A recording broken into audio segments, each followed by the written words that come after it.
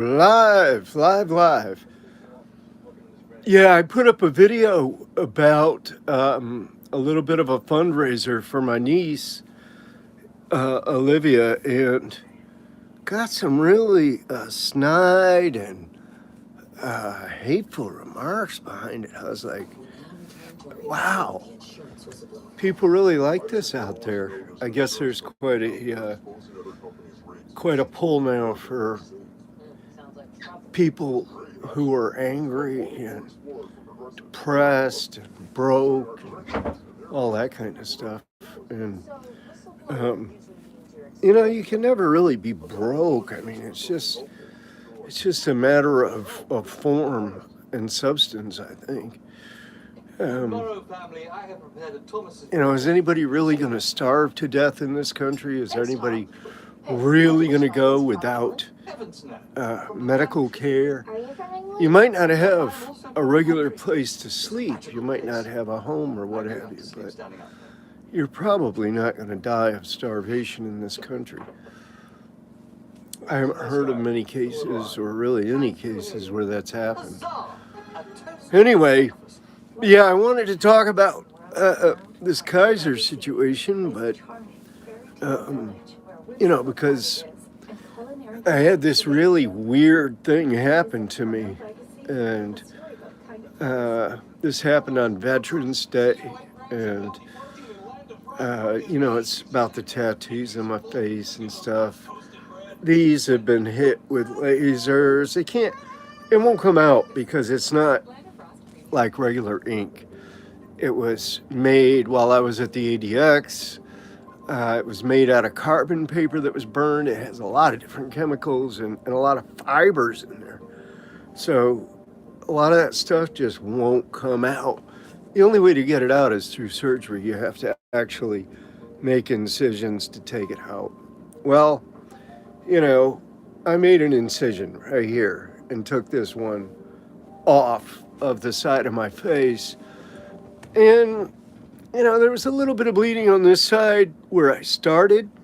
And my wife kind of freaked out about it. So I went to the ER. And, it wasn't nothing really. It was kind of superficial. They cleaned it up, touched up a little bit, bandaged it up, whatever. And then I had all this security personnel come up and park by the door. And I wasn't free to leave. Tried to leave. I tried to go to the bathroom. Tried to use the bathroom first. And, I was told, you have to stay in your room. If you have to use the bathroom, we'll go ahead and bring you a urinal. We'll bring it to the room, but you have to stay there, blah, blah, blah, blah, blah. So I'm like, wow, this is weird. Because they kept couching it in different terms, like, okay, you're going to have to wait and you're going to have to see our psych before you can be cleared to leave or that kind of a thing, right? But what it really was that was going on was that there was an inner medical personnel conflict. In other words, the first doctor just, she said, he's, it's not odd that we see facial lacerations or whatever. And it wasn't an open laceration. I already had it sutured on this side and on this side too. But anyway, they decided that they were going to detain me, that they were going to effectively put me into custody, involuntary custody. But they had no legal authority, no basis to do that. They did it anyway. And not only did they do that, but they also went ahead and, they also made me strip search. They also took my personal property away from me, including my phone.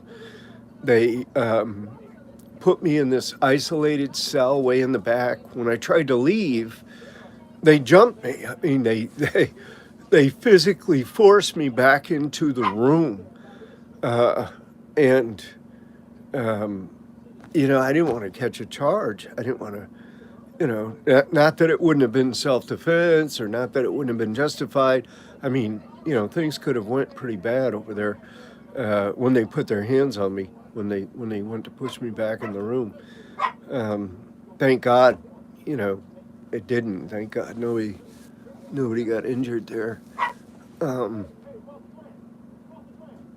it was just a lack of, they were all out of, it seemed like a couple things. It seemed like it started with this rivalry. And then it seems also that there was possibly some kind of a,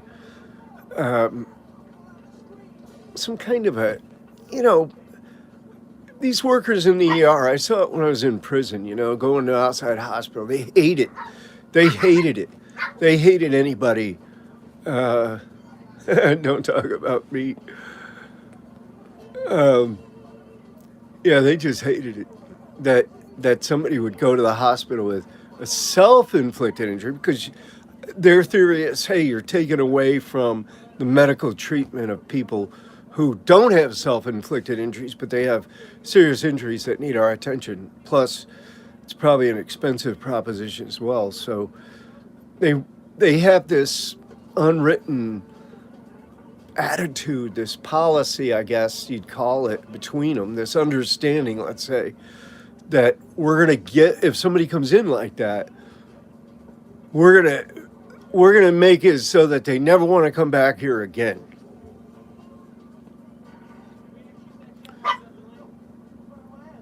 I don't understand that. I'm vegan, by the way.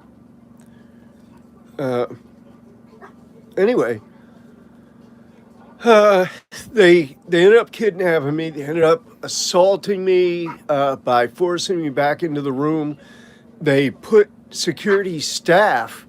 They had like 5 or 6 of these uniformed security staff from Allied Universal Security Services in San Jose. They had them, lined up at the door and had them escort me, and then they set them up with a chair and a little station out in front of the room, and they wouldn't let me leave, man. They would not let me leave, and I was like, man, what the fuck is this?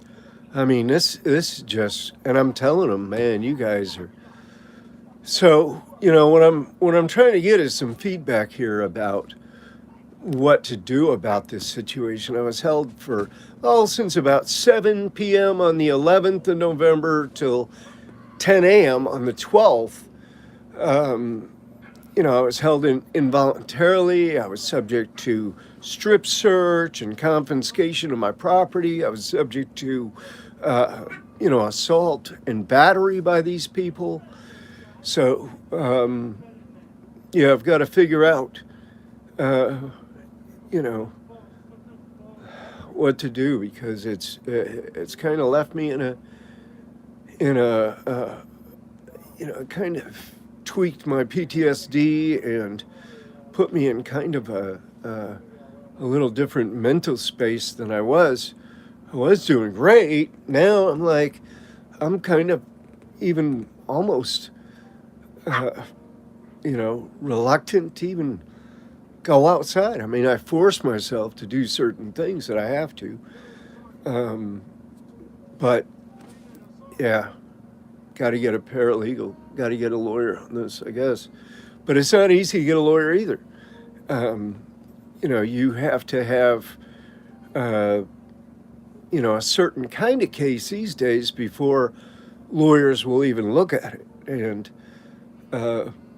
one of the cases that's necessary, one of the types of cases is just a straight up personal injury. There's a lot of lawyers who'll take those if you're hurt in an accident or whatever. It's all on TV all the time. But, this isn't that. This is negligence per se, and probably a violation of civil rights and, kidnapping or unlawful confinement, so forth and so on. But At any rate, uh, there we are. I mean, we're operating in a real kind of a police state, and it's going to get a lot worse. This is going to get a lot worse. Hi, Dom. Glad you're here, brother. I see AA Ron and Premi 777. I like those numbers, 777. But yeah, I mean, we're living in a police state. It's going to get worse from here. It can't get any better. I think eventually it'll probably end up like, half of the citizens being under the watch of the other half, or some percentages, right? Maybe 70% or 80% being under control or watch by the other 20 or what have you. But cool, Violet. Hey, glad to have you in. Yeah, back at you. Uh, it's, you know, it's just heating up. I mean, when you think about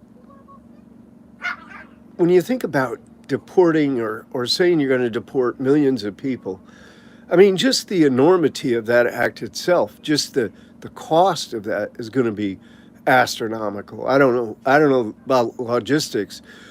It just seems the cost would be astronomical. The logistics would have to be quite extensive. Everybody that's invested in the private prison system companies, Geo and used to be, what was it, Core Civic, or I think it's still Core Civic. Used to be, what was it, CCA, right? Correctional Corporation of America. I was at their facility in Florence, Arizona. When I was released from, I went out on a writ from Florence, the federal prison in Florence, Colorado. I went to Florence, Arizona, and was put in a CCA prison down there. And man, I'm telling you, some prisoners like that because, they, in the early days, you could run around and, you could move, you could do things, there's a lot of shit happening there. But nowadays, it's just mostly all lockdowns and, they just find it easier to manage and control if you're locked down. So it is what it is at this point. But yeah, everybody's under the gun. Everybody's angry about something. It seems like everybody's got some kind of an agenda that they're pushing and trying to be successful with, or in other words, they're trying to conquer the hearts and minds of others, or at least change their behavior, or get them to do what they want them to do, and it just seems like this endless cycle of essentially nonsense. Why are we human beings not better equipped in our personalities? Why are we not able to effectively live together without disrespecting each other in any major way? I mean, you're going to always have some kind of little conflicts here and there, but we got to get it together some kind of way. But yeah, I definitely want to follow up on this Kaiser incident because, the bottom line there is that, again, you have, I don't know if they had me mixed up with someone else. I don't know if they have an unwritten policy of putting anyone that comes into the ER or presents to the ER with, with some kind of self-inflicted, laceration or medical need that's based on, their own actions. But to me, it doesn't really make all that much sense. Generally, to to just jump on somebody and say, hey, we're going to detain you and we're going to, in fact, put you back through those same mental premises, those same flashback images that you had in the ADX. I mean, when this dude comes in, this orderly, right, a big buff dude, right, he's like, okay, you're going to change in these clothes right now. And, I'm wearing my regular street clothes and I've got my phone and my wallet and stuff on me. He's like, you're going to have to turn over all your property to me right now and change in these clothes. I'm like, well, no, I'm not doing that. You got to be joking me. What authority do you have to tell me to do anything like that? Well, listen, we could do this the hard way or we could do this the easy way. It's up to you. And I'm like, well, what's the hard way? He said, well, the hard way is I get those guys right there. He points toward the Allied Universal Security guys in the hallway. He said, I get staff, and we come in here and we hold you down. We involuntarily medicate you. We sedate you, and then we strip search you and take your possessions. So I'm like, wow. He said, that's what we had to do to the last person that refused. So I'm like, wow, that's pretty intense, man. I think rather than fighting with all you people, I think I'll just go ahead and do this. So I went ahead and stripped out. I mean, it was humiliating as shit. I mean, you have to strip down in front of some people you don't even know and that's threatened you and that's already assaulted and battered you by pushing you back into this room. I mean, I could have went off and I could have done it legitimately and I could have busted up some folks and had a free pass. I mean, I might have went to jail initially, but I was perfectly in the right. They were perfectly in the wrong. And, Allied Universal Security never, at least Kaiser is on it a little bit. They're at least, I made a complaint to their member services, whatever, but it just seems that we're getting more and more used to this police state mentality. And when they start this big pogrom with these, so-called illegals, I mean, it's gonna morph. It's not just going around and picking up these folks and putting them on a plane or a train or a bus and sending them back to their countries. No, you got to build out some concentration camps. You got to build out a lot of confinement space here, or in these other countries. And then, you've got a lot of stuff going on between all that, because what do? Do you set up an 800 line and just ask people for information? Do you know somebody? Call this number. We'll offer you a reward. People are so hateful toward each other. And so I think it's just like, I saw this in prison all the time where, dudes, they would turn on each other. Prisoners would turn against prisoners much quicker than they would turn on staff or even file a complaint or a grievance, or let alone a lawsuit or anything. It was, I can't tell you how many dudes I ran into, that would complain all day about, this, that, and the other thing, about how their rights are being violated, and never would take any action whatsoever other than, displaying anger and aggression against their fellow prisoners.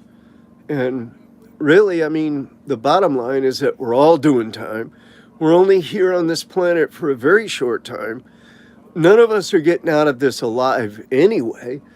And so, we might as well manage ourselves accordingly. We might as well get along, do the best we can, stop all this murder and mayhem and all this control freak bullshit. we might as well stop all that and just say, okay, let's try to at least improve ourselves. I don't know.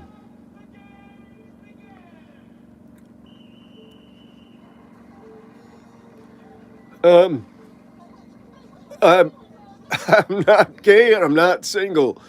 Mexican warrior. Yeah, I'm married. My wife is a beautiful woman that I met 7 years before my release. So she and I became correspondents, and we kept up our communications as best we could over the COVID era. And when I was finally able to get my sentence reduced enough to get out, she was waiting for me, and I kept my word. I came to her, and yeah, it's been all right. It's been great, really. Um, totally different, totally different life. I've got friends still in prison that just continue to go back. One guy got out several times and keeps going back. Um, it's kind of a mystery to me because it's like, man, your personal liberty, are you kidding me? How do you put a price? How do you put a value on your personal liberty? Yeah, Dom, this is a really good woman, really great woman. How many women are going to stick with a dude for 7 years waiting for him to be released? There ain't many. There ain't many. And it was just a major blessing. I've been blessed. I've been blessed. I can't lie. Um, I've been blessed. I mean, I had to go through some hard and rough times. We all do, right? But the overwhelming, um, the overwhelming evidence in my life is that I've been blessed. I've been blessed, man. And I believe in God, if you will. I believe in. I call it. I don't know if it's. I don't think it's like a person. I don't think of God as being a person or even a being, perhaps, maybe a concept. But it's very interesting, and it seems to be that most people do notice that there's something going on behind the scenes. There's something that's churning out these situations and circumstances of our lives. And if we look at it as being a bad thing or being a problem, it's going to be that. If we look at it as being an opportunity, a challenge, or an opportunity, then yeah, a blessing. We're good to go. I mean, if we look for the good, the positive, you'll find it. It'll come out. It'll show itself. And so many times I've thought, oh, why did this happen? Or how come I didn't do that or do this? And then in hindsight, you're like, wow, this really worked out in my favor. And I just didn't see it at the time. But even all those years in solitary confinement, I have to say that it was good for me. It was, I mean, there were certainly parts that were very painful and not so great, but it worked out. And I think it works out. I think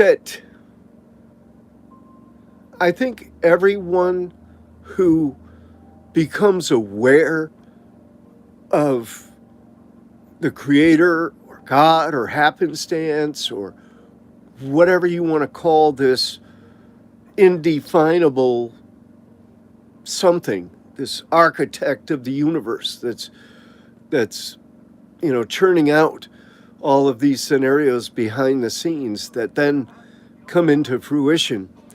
I don't really think you have to understand on that basis, but I think if you're more aware of it, more aware that there's more going on than what meets the eye or the ear or the physical senses, because There is a lot going on. And I think a lot of it depends on how aware you are of it. Whether you perceive it as being a blessing or a curse. And a lot of things that the popular idea is that it's something terrible. Well, it may just be one of the best things that happened. And I'll give you a more concrete example. This is one that comes to mind. One time I was walking along the walk. I was going to breakfast. I think it was at Allenwood, USP Allenwood. But I was going to breakfast, and there was this bat, this, I guess, fruit bat that was crawling across the grass. And it was like making a noise. You could see his teeth, you could see the eyes, the glare, the pain in its eyes, because one of its wings was completely ripped off right at the joint, right up at the shoulder. It was just ripped off. And this thing was bleeding and it was in pain, and there was no way this bat was going to survive. No way whatsoever. And everybody was just walking by it, and I'm like, man, shit. So I stopped. At that time, there were ashtrays. This is way back in the 90s. They had ashtrays, and they had big square ones that stood up, and the tops were heavy. So I took that heavy top, and I put the bat out of its misery. I just crushed its head and picked it up and put it in the trash can. And dudes are like, oh man, that was cruel, man. And I'm like, no, I don't see it as being cruel. I didn't do it for that reason. I did it I did it to put that creature out of its misery, man, to give it some relief. That thing was never going to survive. And so, I say that not to say that anything, along the lines of human beings that are suffering, but, sometimes you run into these situations where you have to do something that, maybe other people think isn't right or is cruel or something. Sometimes I think there's a song like that too, Dom. You have to be cruel to be kind. Sometimes you just have to make those difficult calls and then just be all right with it, knowing that you did the right thing.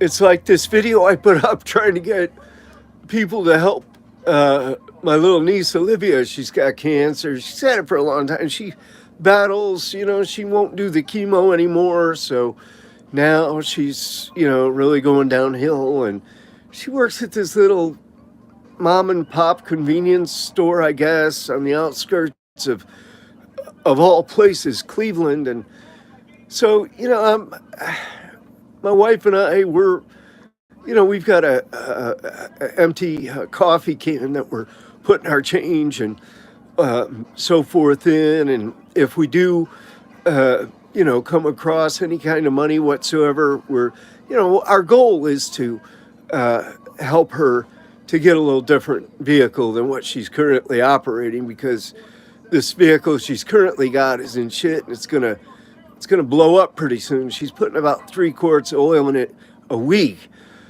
And, so I went ahead and put up a little video about, hey, I'm going to put up a GoFundMe. And, I got a lot of comments back, like, begging on YouTube and putting up GoFundMe and begging, you might as well be on the streets. That's a cheap shot and a cheap way to go. And, get a job and all this kind of stuff. And I'm like, wow, I got more comments from that than I get from any of the other content. And it's like, wow, I mean, it gives me a perspective on things. Like, people are doing bad. People are living hand to mouth mostly, and they're angry. They're angry. And I think this showed in our last national elections. And I think it's true. I think people are angry about shit, but we can't turn on each other. We can't, we can't, we can't, we can't afford to turn on each other and to become haters of one another, um, just because of this or that, or because of some visceral ideas, or you know, set, kind of a set habits of mind that we're processing about certain things. We got to look at things the way they really are, instead of just going with these these feelings of it's easy to fall into hatred. It's easy to fall into this mental state of anguish or despair. Trust me, I know. I know what despair is. And I've thankfully been able to avoid falling into the depths of it. Uh, and now that I'm free and, living a good life, living a much better life than life in a cage, I really don't have much to complain about. I don't have much to be angry about. If I can maintain my personal liberty, that's the most important premise that I know. That's the most important possession or right or thing that I have under my control, supposedly. You can't put a price on personal freedoms, personal liberty. I don't know how people do that. And I don't know why anybody would want to go back to prison, even if you don't understand. I mean, a lot of guys don't understand that being in a cage, it will affect your subconscious mind, so that you're probably going to end up going right back in. If you don't do something before you get out, if you don't retrain your brain in some ways before you get out, and if you don't have uh, certain things like support, a home, or a place that you can call home, a base where you can go to and get set up, and find, your legs again, and get reacclimated. You've got to have, you've got to have a place to go. You don't want to go back to the same community, that's for sure. Not if you want to change your life. But, these resources often are not available to people. And so they get out, they go back to the same community, back around the same people. They try for a while to do the right things. They get a job, they go to work, they work their asses off. And then all of a sudden, little by little, those old thoughts and feelings start to come back in, and boom. You're Next thing you know, they're back in a holding cell somewhere, asking themselves, what the fuck? What just happened to me? Um, you know, um, yeah, I can appreciate that, Dominic. No, it was just a video I did the other day. I took it down now, though. There was, Dominic, there was, I've been a little bit sick with this cold too. Uh, but yeah, it was just a short video, and I was just kind of, I was just kind of trying to prop up the GoFundMe thing a little bit, and I got so many negative replies. I looked at them this morning, and I was like, wow, there wasn't one positive reply.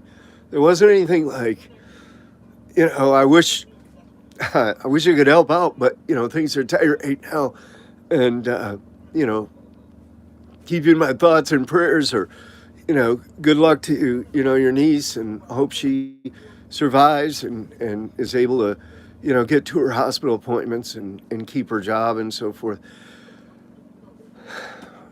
I mean, people just really, um, people are just people, but it seems like a lot of us are kind of off course in certain ways.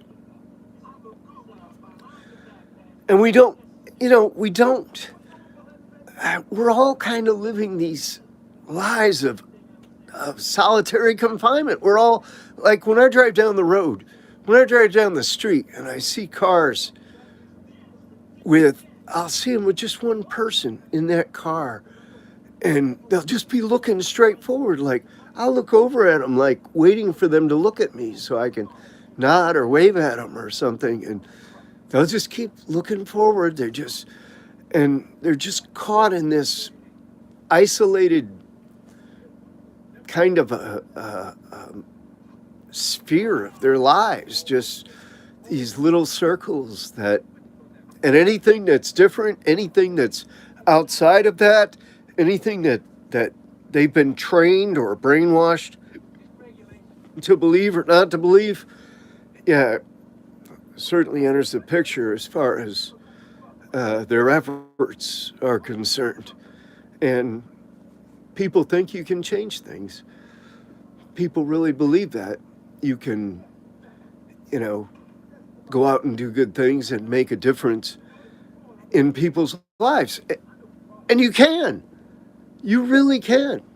I can't tell you how many people have made a comment or have been my friends and, have helped me just by being there and just by being a friend, just by helping out in that way, and just by understanding and just communicating and relating on that basis. Friendship is good, and I think we're all in this boat together. I don't think there's much difference between us. But one thing to remember that I learned from My Name is Earl, the main thing I took from that series, and I love that series. I loved it. I wish it had went on for years. It could have. But the one thing I took away was this. You do good things and good things happen. Do good things happen. So, if your heart's in the right place, it doesn't really matter whether you can accomplish something big or whether you consider it to be small or insubstantial or insignificant, whatever. It doesn't matter. It's all the same. It's all based on your intent. If your heart's in the right place, if you intend good, if you do good things happen. Do good things, and good things will happen. So, for the haters, for the naysayers, for the people who have a bug up their ass and are feeling it and just want to lash out on somebody else, my advice is, man, get somewhere quiet. Get somewhere quiet and just take a walk. Man, get out in the wilderness somewhere and just check yourself. Get with your own sense of freedom. Get with your own sense of yourself. Recognize that you're a legitimate human being, and that you can do good things with your life and with yourself. And it doesn't matter if you're poor. It doesn't matter if you're broke. It doesn't matter even if you're so poor or so broke that you need help and have to reach out or have to ask others. My niece she'd be pissed at me. She'd be really pissed if she saw, the YouTube thing or the GoFundMe thing or anything like that. She didn't know nothing about it. She'd be pissed that I even went that way. And I took it down because I'm not going to go that way. I'm just going to raise the 3250 myself I've made a pledge within the next 6 months to raise $3,250 because that's going to be matched by another family member. And then, that will be given over to her, and she'll be able to hopefully trade in the old car, get a new car, whatever. But we'll work it out. But it was just an exercise, really, in what people are about, what they're you know what they're thinking, and I think that the nation generally, I'm not just basing on this, but everything else I see, I think we're looking at a lot of angst. I think we're looking at a lot of self-inflicted despair and feelings of unfairness. But we still have one thing, at least at this point, and that's personal liberty. And you don't want to lose that. So you don't want to put yourself at risk under any circumstances. You do not want to lose your personal liberty. That really sucks. So I'm gonna sign out for now. It's been about 40 minutes, and I'm gonna say that I appreciate everybody who's tuned in. I'm hoping to do more lives on a more regular basis, and I appreciate you guys interacting and putting up some comments and basically just listening to me carry on for a few minutes. But that's where I'm at, and I wish you all the best. I'll be back again soon, and please take care of yourselves, stay safe, and protect your personal liberty. Do good things, and good things happen. Remember that. All right, later.